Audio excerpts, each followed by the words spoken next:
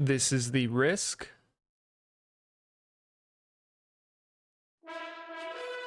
Grandnovice Series, where I, a Grandmaster on the free-for-all ladder, share a lower ranked game. From this, hopefully more people will see the game of Risk, newer players can improve their play, and maybe we'll get to see something crazy. The main thing to take from this is you don't have to be number one to have fun, so get out there, play some Risk, and have some fun. So, what we are looking at today is the map Canada. Is going to be world domination. It is progressive, and of course we're in ranked, beginner, difficulty AI, but it's neutral and activity behavior, alliances, fog of war, blizzards, and portals are off, and it is open from novice to intermediate. So I'm happy we filled this lobby. I'm happy we're playing this map. It is currently free on the map rotations, and this map you don't see as much. You usually see the map Canada Advanced, and looks like my turn's coming up here, so we're gonna roll ourselves down real quick, like a place. Try to find a place we can roll ourselves down. Not very impactfully. I don't want to. I want to. If you're new here, I want to impact the game as little as possible, so we can see how newer players play the game. Because when you watch a lot of Risk content, you're watching the highest level players playing against other high level players, or high level players playing against low level players, and mixtures of players, but you never really see low level players. Blue's laughing. You never really see low level players playing against other low level players, and that's what we want to see, because that's the majority of games out there. We're not seeing the best of the best playing. We're seeing normal people in our games play against other normal people. Let's watch this and see how we can improve on the map Canada. So normally you see the map Canada Advanced, which is, you know, a bit larger. You've got more territories to take, more bonuses. Actually, it might be the same. I think it is more bonuses. Yeah, I think it's going to be a bit more bonuses also in Canada Advanced. Definitely more territories, and it's larger. What you see normally on Canada Advanced, and perhaps on Canada 2, is you're going to see the individuals in these bonuses hopefully play nice, be good neighbors, and they grow strong next to each other. And normally, if they can't cooperate in this area, they end up losing to the other players who go and take the bonuses on the edge of the map. So you'll see the white player took a turn 1 bonus, is the Yukon. It is a +2, and it's a very easy turn 1 to take, especially with what we saw white spawn there. So this is also a common early one to go for over here. So we'll see if the individuals here can work nice with each other, or are these players on the outside going to end up swallowing their halves of the board and meeting in the middle. So if you're the blue player, I think turn 1, you're going to go for this bonus up here, the +3. And what should the orange player do? The orange player is very scattered, doesn't have any great plays for any one thing, but it looks like they are adding their troops up in this area, and they're going to start working towards perhaps this +6. So we'll see how their progress goes on that, but these larger bonuses are going to be harder to take, and we'll see if the individuals who are attempting to take those can stand up to those who take the smaller bonuses. So let's see if blue does on their first turn what I think they should do, which is they need to take this bonus, and they can fortify troops in. They have several areas where troops can fortify in. They've got this 6 that can come in. They've got this 2 that can come in, although it has to go through an extra territory to get there. But this is an obvious first bonus for them, and they should definitely be taking that. The 6 on 2, if they get good dice, which they do, they should be able to defend it, unless the white player with their turn 1 bonus is going to try and break that, which they could do, because they're going to get, if they don't get hit anymore, they're going to get 4 troops +2, which is 6. So that would make at least a 7 for the 7 on 3, which would be a guaranteed break. If the white player wants to choose to do that. I'm very happy right now that we don't have any bots in the game. Not because I have any issues with bots, but I want to see how this plays out with so many people in the game. A lot of dynamics in the game, how people are going to work with each other and going for different bonuses. The red player working towards this bonus here, perhaps. And let's roll ourselves down. The We're gonna roll ourselves down here on the white player. The red player perhaps just wanting to have a one big stack. The blue player still not understanding, perhaps thinks I don't know how to do successful rolls, but we're just here to watch you, blue player, actually. So I hope the game goes well for you. Looks like you will not be broken, blue player, by the white player. The white player just choosing to expand, and they're going to have medium-sized guards, light to medium-sized guards here on a second bonus, which is actually a +5, which is very scary to get that turn 2, to have a second bonus turn 2, which that second one being a +5. We'll see if the blue player lets them hold, because they will be in a position to break if they want to. They could take all of their troops, put it on this 2 here, and break with at least a 7-on-3. They could also place just 3 troops on this 3 and break here to make it a 6-on-2. There's lots of options for them to stop the white player from growing, but do they want to focus on that, or do they want to focus on securing perhaps their own bigger bonus here? Maybe they're going to want to work towards Quebec. It won't be an easy take, and I don't think they'll be able to take it this upcoming turn, but maybe that is a better idea for them to go strong with their neighbor instead of keeping each other down and allowing the other players to catch up, which they will do if they're able to secure their own bonuses. Really, the orange player, I do not envy their position, and they decide instead of working towards their own bonus, they're actually going to break the white player, and I do not disagree with that. I don't think it was their job to... I shouldn't say that. I think they didn't have any target on their backs. There's no bad blood between any two individuals right now, obviously, but if the green player doesn't do that, and then the blue player doesn't do that, who will break, right? So the orange player not breaking the white player is taking that risk that the blue player won't break the white player. So I like that. I like breaking and I like running away, because you're definitely not in a great position right now in the short term. Not like you're gonna lose right now just because you don't have a bonus in the first 2 turns, right? But the way we are seeing this map play out, expansion is happening from a few players, while other players seem to be struggling a little bit. But let's not try and extrapolate too much just out of these only 2 turns, right? Because so much can change in a game of Risk in the short, medium, and long term.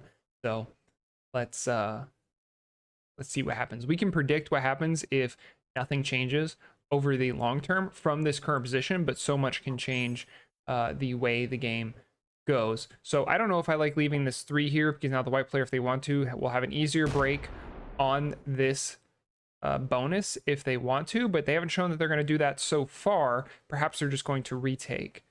And the blue player cries. Why is the blue player crying? Because they were hit, and it looks like the red player has now established that they are indeed going to be going for this bonus, and they hit the blue player in their who was in their path into slowly taking this bonus. I think taking this one would have been easier for them, but perhaps it wouldn't have been as safe. Maybe they like that they might feel some safety here in this bonus. Where, hold on, let's go ahead. Before we keep talking, let's go ahead and roll ourselves down here. Okay, so this bonus right here, maybe they feel will be too vulnerable, and they'd rather go for this bonus, which interestingly, this bonus is very vulnerable to the white player and to the blue player. So I don't know how I feel about that. Is it a larger bonus? No, it's the same. So we think about this bonus. This has 4 troops in it that aren't red. This bonus has 1, 2, 3, 4, 5, 6, 7, 8 troops in it that aren't red. But maybe the red player not wanting to get on the bad side of the white player. Pink player now can choose to secure their content, which I think is a very good move, and then they need to fortify this 3 in. Oh no, so they're actually going to do a split stack. Very interesting, perhaps wanting to claim this second bonus for themselves. We'll see. We'll see if people can be good neighbors, friendly neighbors at this level. The orange player last time broke the white player when they had that +5, but now they are not in a position to do so, which may have created a bit of bad blood between the two. And now the orange player maybe chooses to go for their own bonus, but who says the white player might not now look for revenge on that? There's something to be said about, oh, are they actually going to attempt to break with the 4-on-3? I don't think that's a good idea. They are not. They're just attacking around right now. Blue player getting hit all over the map in a way they are not too happy about. They're really not pressing that early advantage like the white player is, although they were not lined up as well to do so. So would like to see that happen. Now we're going to see what the blue player chooses to do. Are they going to break white?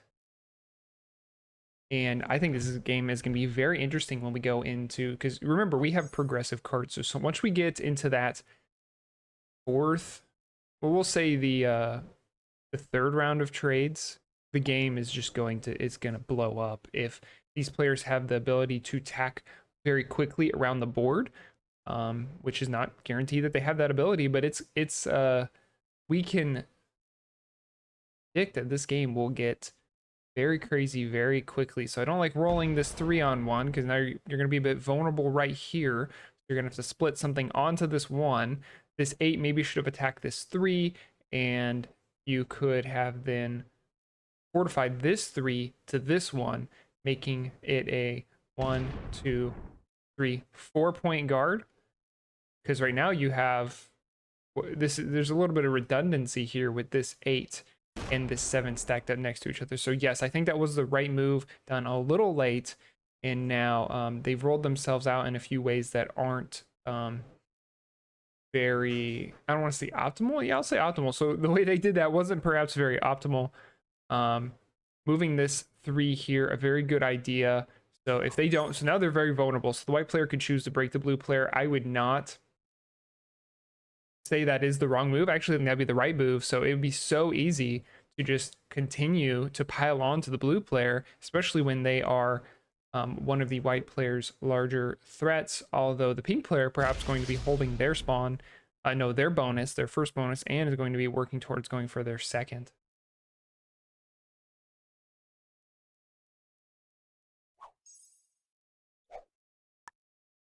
We are going to once again roll ourselves down. For some reason, this game, and I don't know if it's the map or if it's the players, but it's feeling very unorderly. The blue player laughing again. I think we're, worst case, the blue player gets some entertainment out of this. But see what the white player chooses to do. Are they going to try and secure a second bonus? Perhaps they just want one large stack. They could, honestly, they could have broken both players. They could have broken the blue player and the pink player, but they choose not to go for that. White player thinking right now. They should not move this 10 back. Their stack will be locked. Good. That is very good. Looks like they're going to do a split right here. I don't disagree with that split.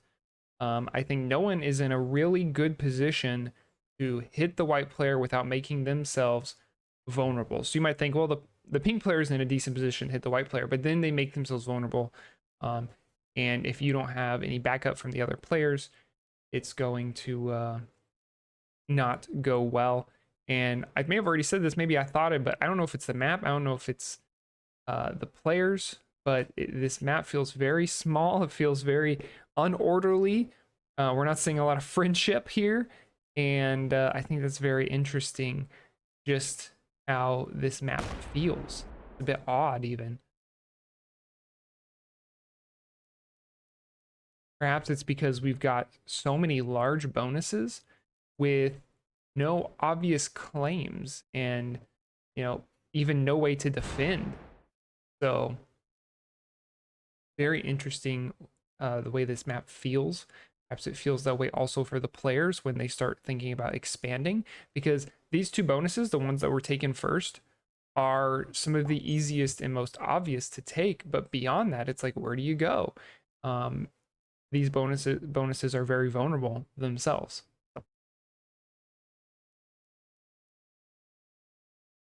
The orange player perhaps botting out, which is, they were in a very rough situation here. You'll see the blue player has a stack right here in this +6 bonus.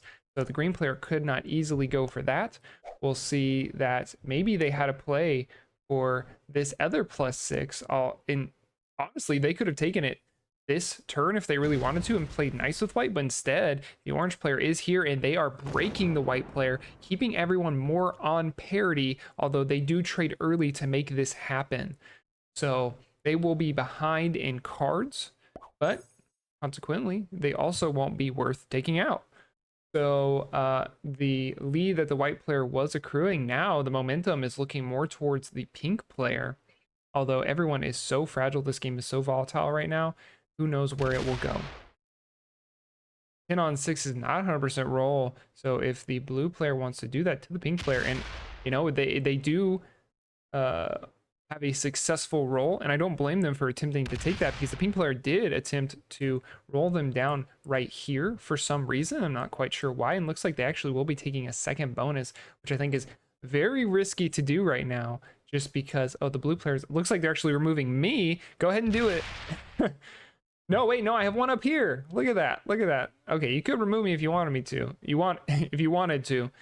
But they do secure a second bonus, which I think puts a target on their back. We know the orange player is not going to be too happy about that, at least how they've been dealing with the white player, playing a bit of board police, or at least playing the bad guy as far as the white player goes. But we'll see if they're able to hold. If they do, even for one turn, it'll be a huge advantage for them. They're actually leaving themselves vulnerable to the orange player up top, perhaps saying, don't break me, you can have this bonus. And that is not a bad idea. The red player coming alive now and breaking the blue player when they could have just taken their bonus. They honestly could have taken 2 bonuses, perhaps, if they got good dice, easily one, but instead they're going to break the blue player, which is, yes, it is not good for the blue player, and they are crying. So, a very unorderly game, a very spread out. It's hard to wrap your head around this game and how it's going. And from that, we're going to roll ourselves down here real quick.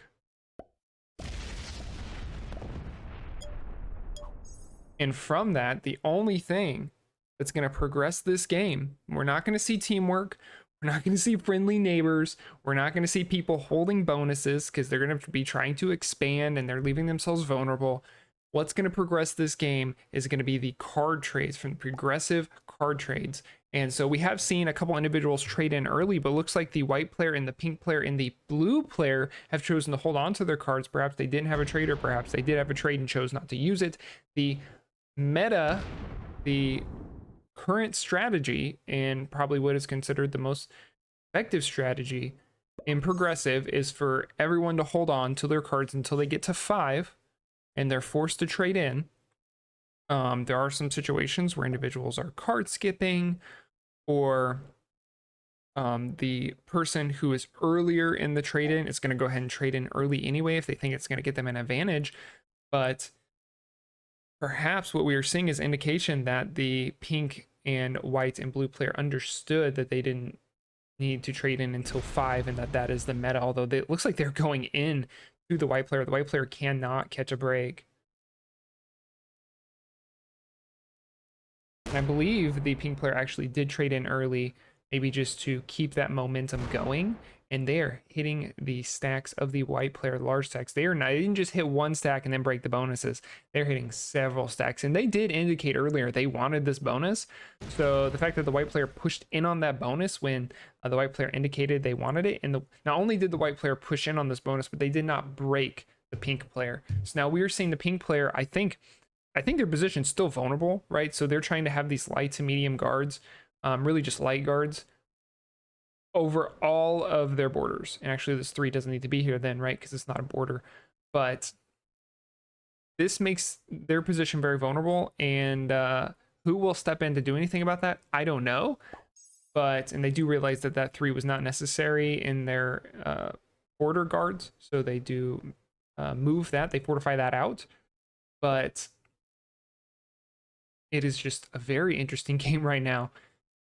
And I can't wait to see these larger trades come in. And I am going to be removed from the game. Let's go ahead and spectate right now. We are now here spectating the game, and the red player, or the orange player, I'm sorry, just expanding but not securing any one bonus. Wonder if this is part of some sort of strategy, realizing that once these trade-ins start getting larger, then the bonuses won't matter as much, especially with how vulnerable they are on this map. The orange player needs to make their 10 active, and they do so they understand that, not leaving it locked up, and perhaps on the next turn they could secure potentially both of these bonuses, but no one will let them hold two, maybe not even one. So let's see what happens here. The blue player takes their trade in. They get a fairly large trade in, and they are going to hit the red player saying, "Why did you break me?" Oh, an 8-on-4 successful.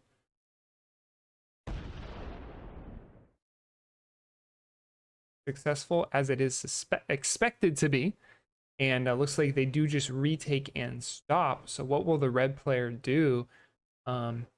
Really a case of individuals not being friendly to each other. And actually the red player, if they wanted to, looks like the blue player is vulnerable right here. I think these territories do connect, so they could break one of these bonuses, perhaps two if they get really good dice.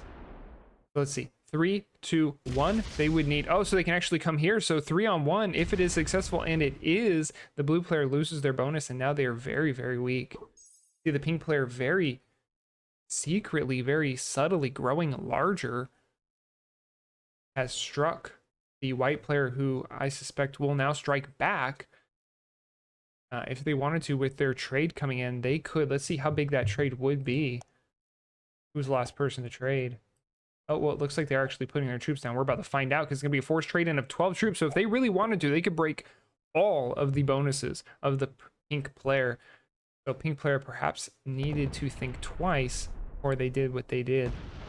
This is crazy. The lack of coordination is exciting. It's fun to watch, and these trades are just going to keep getting larger, and the damage is going to keep growing between all the players. We'll see how the pink player chooses to respond now.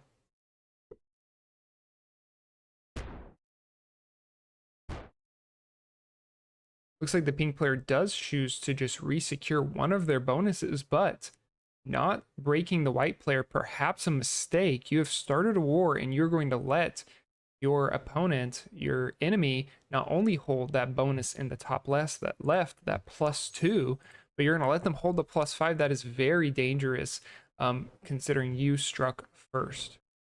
At least explicitly struck first, right? We saw white sort of push their way into this bonus that the pink player clearly indicated they wanted, but still a very risky situation to be in for the pink player. They put themselves in that situation. Perhaps they have a trade on 3. White player does not have a trade on 3. Maybe they know something that we don't. Actually, the orange player now securing their first continent. It is a big one. Let's look and see if they stop here.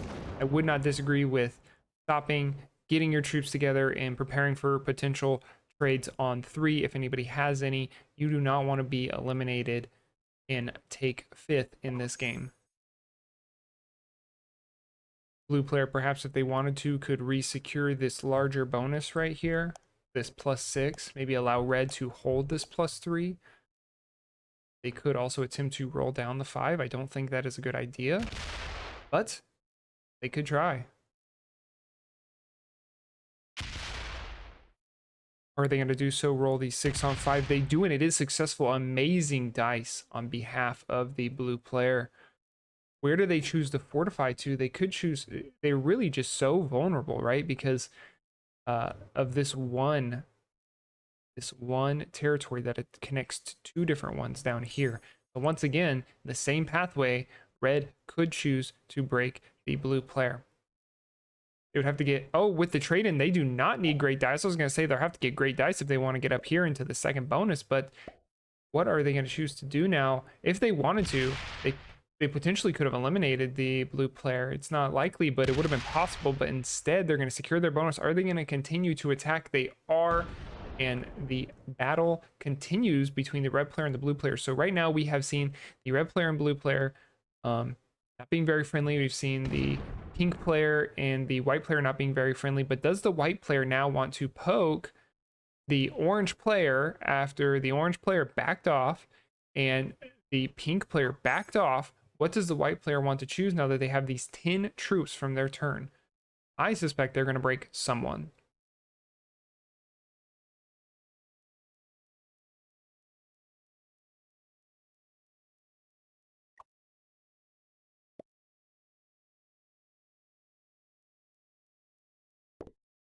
A shocked face is right. We saw the blue player and we agree with them on that shocked face because the white player was in such a good position relative to the rest of the board. And it's not that they were in too much of an advantageous position just because the volatility of these bonuses and of this map that we've seen so far, but they were in a great position in that they had 3 cards. They were, slightly ahead, at least even with everybody else.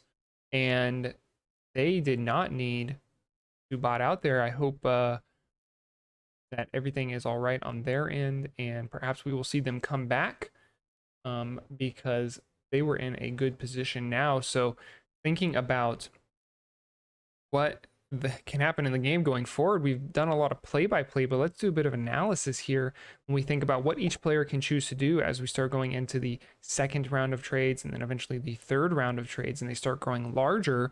If the white player stays gone, then they will eventually surrender after 10 minutes. So that will be their fate. And then they will be left on the board with 3 cards, and those 3 cards will grow more and more valuable as the trades grow larger. Okay, so the pink player, they are leaving their medium guards up here. We'll see how they choose to expand as those trades grow larger.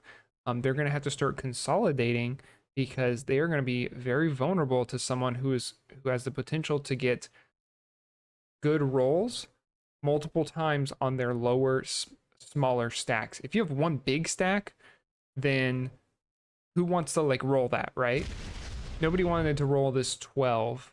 Oh, and actually it looks like the red player may be eliminated right here for their cards. A very interesting choice if that is what's going to happen, because they are not, the orange player will not get a forced trade in from removing the red player, so they're making themselves very vulnerable right now. And actually they have 9 troops to take out 11. It is just not going to happen. Let's see if they just stop right here. They could have just chosen to take a second bonus, and I think they could have got away with that. So interesting choice from the orange player right here. Perhaps right now they are feeding the red player to the blue player. So the blue player right now is going to come through and remove the red player.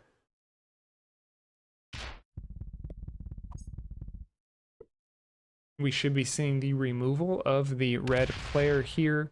Not going to force a trade in, but perhaps the orange player, aware of that, they are playing some 4D chess here, because this is not going to force a trade in. So the blue player will be left on 5 cards when the orange player will have 4.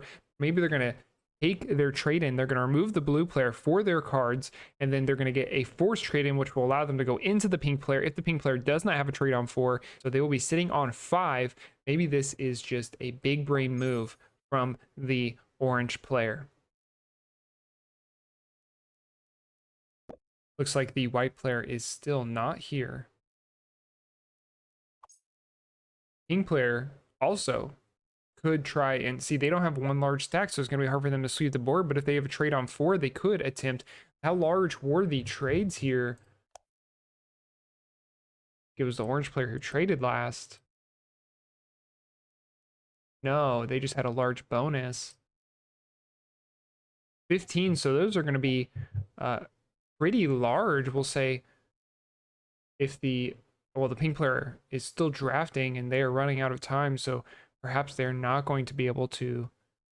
Okay, so we do see the 20 trade come out. They could right now remove the blue player, get the forced trade in, remove the orange player, and then go into the neutral bot after that, taking the game. They could also, I suppose, looks like they're lining up to take out actually the white player, which is a very interesting move because it's not going to give them a forced trade in. It is going to leave the orange player and the blue player on a large amount of cards with potential trade-ins. Well, you're going to be very weak, and no, it looks like they might just actually be breaking, doing still that slow crawl out.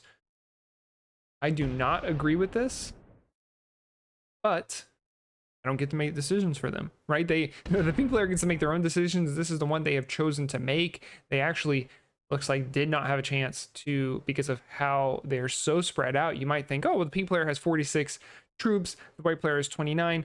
Easy take, right? But because they're so spread out, they don't have one consolidated stack. They don't have that strike potential. So they are not going to be able to take out the white player. So let's see if it was the orange player's master plan taking out blue on 5 cards. They absolutely could do it with the next trade in.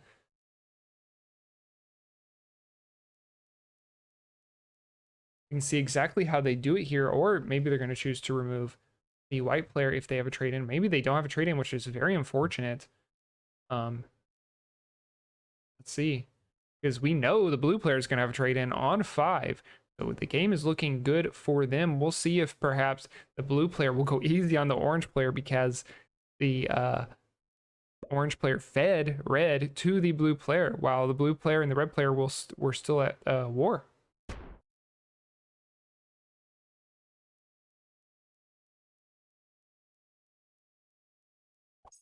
Let's see where that trade comes out for the blue player, the orange player not having a trade, or at least choosing not to use it. Instead, they use their troops to break the white player's bonus. The white neutral bot's bonus is the blue player just going to retake. We'll see what they choose to do if they really wanted to. If it was on their mind, they could have a stack here, here, here, and here, right? They could do a 1, 2, 3, 4. No, did we do that right? 1, 2, 3, 4. 4-point guard on 3 bonuses. If they really wanted to do that, that is an option for them, but perhaps they are lining up to remove the orange player. I do not think they can remove the orange player. Actually, so the white player goes MIA, so they are now officially 4th place. It is not impossible, but it's very unlikely that the blue player removes the orange player right now, and actually leaving this right here. They absolutely do need to attack that. Perhaps they're now going to attack at least 2 more up. No, so they're not going to push their luck. They're not going to look too big or too scary, and we'll see what the pink player now chooses to do. Are they just going to continue to whittle down the white, now surrendered player?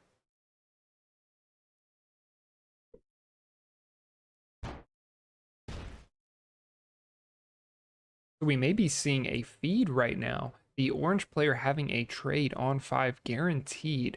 Are they going to take those, I think, 30 plus troops we're looking at, remove the white player, the surrendered neutral AI, and that would give another trade in, which would allow the orange player to then go into either the pink or blue player, hoping that one or the other does not have a trade on 3. We'll see if they choose to do that. I think that is a great move, and it looks like that is exactly what they are going for.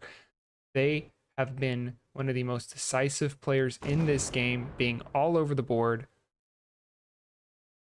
and they are now making moves. They are lined up right now to go into any player that they want to. The issue is, I don't think they can remove any of the other players and risk whichever one they didn't remove having not that trade on 3, right? So we're perhaps about to go into the 1v1.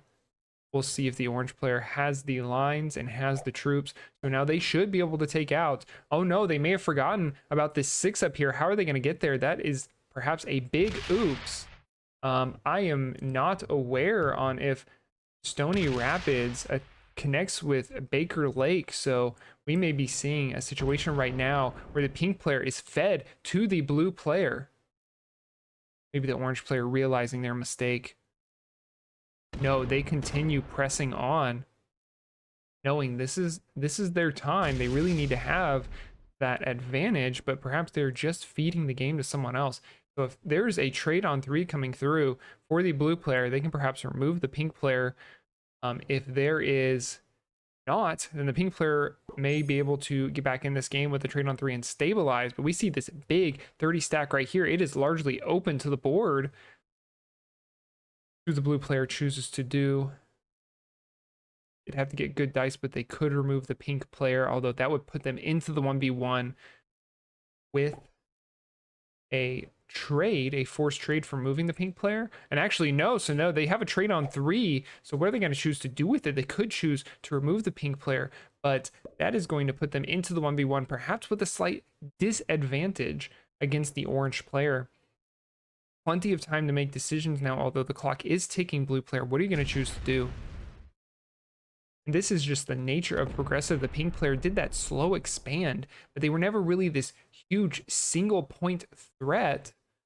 And for all you know, you will not get another turn in progressive. Your next turn may be your, you may not get a next turn. Your current turn may be your last one. So how does the pink player handle this? They do not have a trade on 3. They are all but removed. They do have a trade on 3. It is a 45 coming in. They are back in the game right now. Wow. Now we're going to see if the orange player has a trade on 3. No one's really worth it to be removed for their cards, so we may see the game continue on until we see individuals being worth it to be removed from their cards and having trades to be able to do it to the other individuals. The pink player breaking the blue player. Maybe the pink player will also break the orange player, just be all over the map and hard to remove. We saw the pink player only survive because of a lineup mistake from the orange player. It actually looks like the pink player is not going to also break the orange player. They could choose to come down and around and break all of the orange players, so perhaps they're going to do that, essentially breaking everybody's bonuses. See what the pink player chooses to do.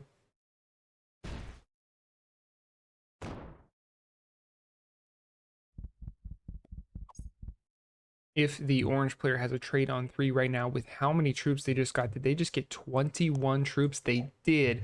I think I would advise them right now to go into the blue player because you can likely take the pink player in the 1v1.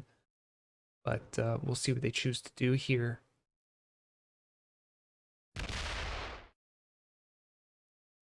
Perhaps they're going to try and remove the pink player and take blue into the 1v1 with the card advantage, with the momentum advantage, or maybe they're just going to be attacking around the map, securing quite a bit of the map.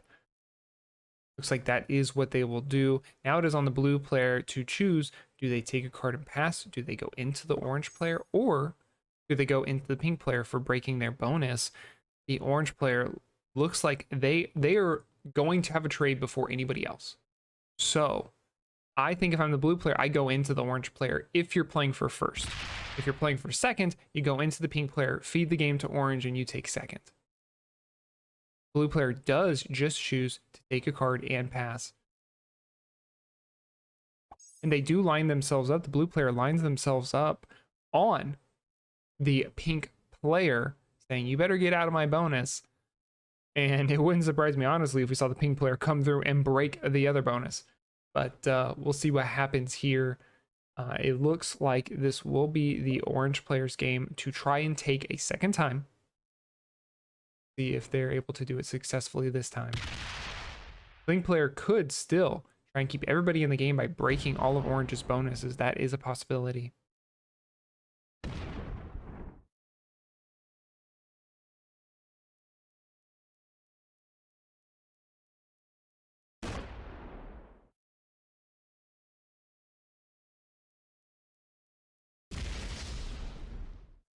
The pink player is still playing relatively nice with the orange player. Looks like they're just going to try and re-secure. Oh, they're only going to secure one of their bonuses. This is not a great move on their part. They have put themselves in one simple line right here. Not too simple, but not impossible, right? And if the orange player has a trade on 3, they may be choosing to take blue into the 1v1. If I'm orange, I take pink into the 1v1. The blue player realizing the situation that is happening right now. Actually, the lines may not exist for the orange player to easily take pink into the 1v1 because they would have to go through this pink 20 right here. And we'll see if the orange player has a trade on 4. If not, we'll see them have the trade on 5 before any of the other players have a trade.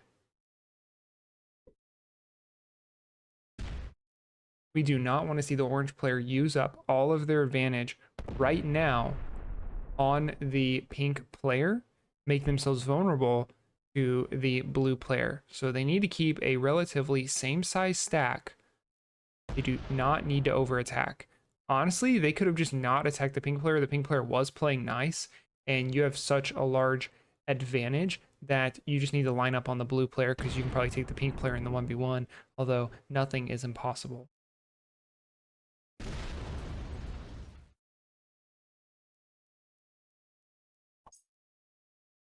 Hopefully the blue player understands now they need to act. They need to go into the orange player. If this was a 70% domination game, the orange player would have probably taken it at this point. They have just so much of the map. Do they choose to actually feed the pink player and secure second? That is also an option. No, so they can, looks like they may just take a card and pass again. None of these players being as active as the orange player was. You remember them in their very first couple turns, they were breaking other players.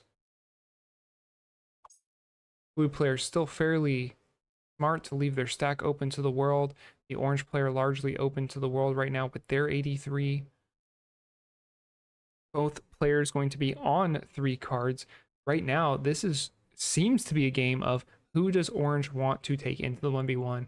Who does orange want to give third? If I'm the pink player, I don't make it myself. But you're in kind of a situation right now. Blue kind of made, oh, so that 83 now is open up to that side of the board. Right, it's tough because blue and pink could have worked together to bring orange to an even state, right? So they were all 3 viable and had a decent chance to take the game. But since neither of them were able to go in with the other, nobody stands up to the big guy, and the blue realizes nobody stood up to the big guy. The big guy is about ready to make his decision. Looks like actually her decision based on that little icon there of the orange player. Orange player taking a little bit of time to get their trade in. Here we go, a 50 trade in. If they don't mess up the lines, they have the game right now. Whoever they remove from the game, they get a trade from that, and then they go into the 1v1. Pink player not messing up this time, making sure they have enough troops to remove, did I say the pink player? The orange player not messing up this time, making sure they have the troops to remove the pink player. A bit of overkill, but they should be able to do it right here and right now. So they will have this 83 stack right now. It absolutely does not need to hit any of the blue player. It can go only into pink right now. There will have to be some, oh my gosh, no, no. Oh, wow. So if any of these players now have a trade on 3, if the pink or blue players are trade on 3, they can come back in this game. Oh, no. Blue player, what do you do? Do you choose to remove the pink player, guarantee second, and go into the 1v1? That is an option right now. No, they're going to break the orange player. That was the orange player's time to attack. Wow, this is not the turn I expected this game to take. But those trade-ins are going to keep getting larger, and hopefully we don't see anything stall out just from individuals not being able to execute in the end game.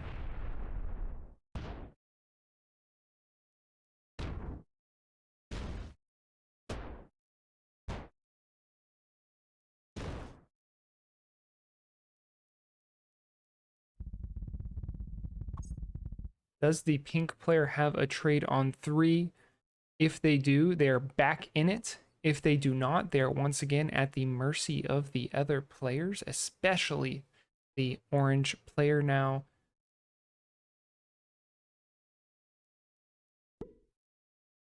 Blue player attacking around. I actually quite like that choice because, and actually I think if I'm the pink player, I also attack all the way around the board because it broke all of orange, and not only did it break all of orange, but it tests your opponent's mechanics, because if you can't clear an entire board in one turn, if you can't line yourself up well, you can't split your stacks, you can't distribute your troops properly enough, you can run around in circles with another individual for a very long time. Now this is the orange player's turn. Remove the pink player and then use your forced trade-in from the pink removal to remove the blue player, or at least take them down to the point where they cannot come back into the game unless they're able to squeeze out some trades. by stalling, and not in the bad way. So orange player, are they going to split correctly? Oh no, they don't split correctly. They trap their stack. Oh my gosh. Oh no, orange player. The game has been in your lap so many times. Now is the blue player's time to strike. Oh, poor orange player. Blue player has good lines on the pink player and has good reason to remove them. They did break them earlier and steal their bonuses. So let's see the blue player attack. They are going to split correctly. It looks like they're distributing their troops. They only needed 4 here, but putting 5 is okay. So they're going to attack right here. Oh, so they do also have the trade on 4, and when they remove the pink player, they're going to have a forced trade in. So they're going to have to go into the orange player as hard as they can, but the orange player perhaps is going to have a trade on 4 themselves. We're going to see this 140 come up and down and around, I assume. If not that, then we could also see it come down and through here. Either way, the blue player could remove the pink player. They are worth it for their cards, and you will go into the 1v1. If not with the advantage, at least in an even in the game state. Let's see if the pathing is on point from the blue player.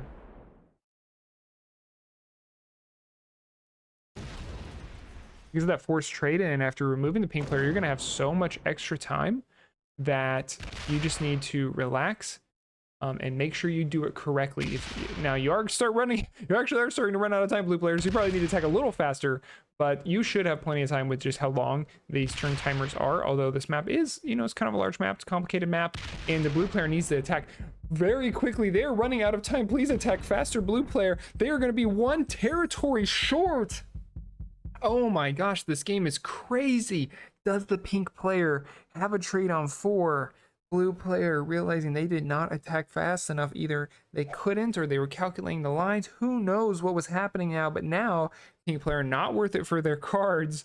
And they have a stack. What are they going to choose to do with it? This is something.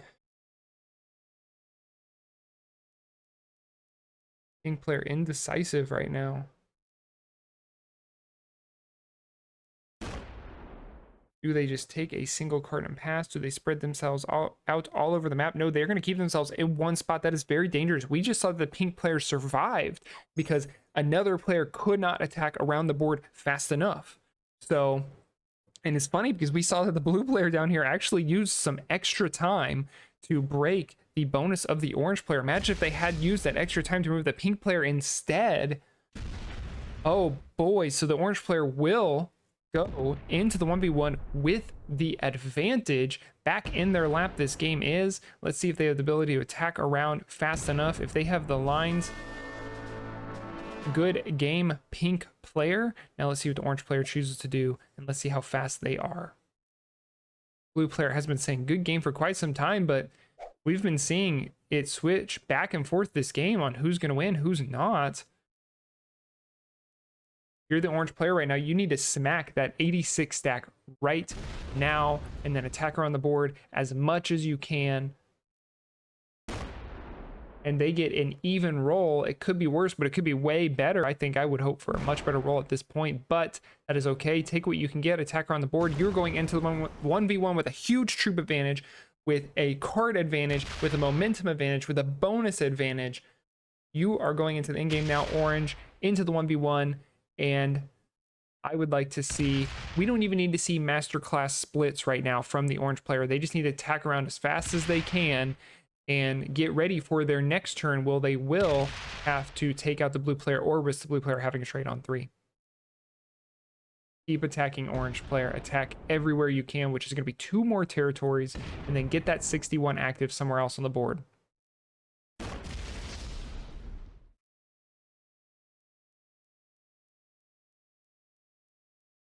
Fortifying that 58 out, the orange player should be. It either needs to come up here to be able to attack through, or it needs to come over here to be able to attack through. And it does come over here, which gives them the larger line, the greatest potential for that 58 stack. We'll see what the blue player chooses to do. Are they going to fight back, or are they going to give? I think if you're the blue player, you could fight back. If you're me, I have a place to be soon, so I don't know, but I do want to see this play out. I do not want to see any players give up, and I want to see how the blue player takes this into the 1v1, and actually looks like they aren't fighting back that much, so I feel like kind of saying the game probably yours, but I'm not giving up, and that is respectable. Orange player, you now have the time. You don't have a limited amount of time though, so you need to put stacks down, and you need to start attacking around. Let's see if you can end the game this turn. You've gotten your splits wrong before. You've gotten your lines wrong before, but this is yours to take. Turn timer. No. Oh no. Oh boy, so the orange player does trap themselves again. We'll see if the blue player has a trade on 3. Maybe their good game was an indicator that they do not. Oh boy.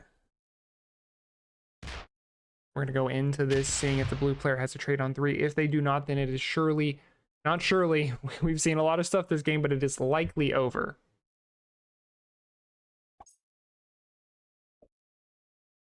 And the blue player no trade on 3, or at least chooses to use it. Probably safe to assume no trade on 3, because if you ever had one, this would be the time to use it.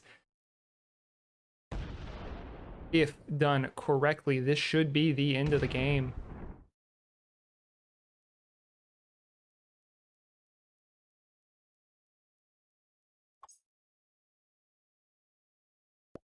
The orange player, this is their time. This is their victory run. Not lining it up exactly the best, but not the worst. They should be able to flow through here, take the game. This should be a victory lap just with a few turns. You know, it's not just a straight, it's a lap. We're going, you know, you gotta, there's turns in a lap. It's not just a straight line. But the orange player should be able to navigate these turns and take the W. Blue player not able to come back with their trade on 4. Honestly, I think that they could have attacked around a lot more, getting themselves more spread out with the potential to come back in the game, but they are not doing so. Let's see which way they attack this. 72 needs to go this way. Okay, now the orange player cannot mess this up. This is their time. Congratulations to the orange player. Good job to the blue player. Good job to everyone who played this game. This was actually pretty exciting to watch. Let's get right into this in-game screen here and see what ranks we had. Awesome. What a great spread. I'm so happy to see the spread of novices here. 5 novices in this game. A real good look at what a novice-only game might look like, even though it was open up to slightly higher-ranked players. This has been the Risk Grandnovice Series. Get out there, play some Risk, and have some fun.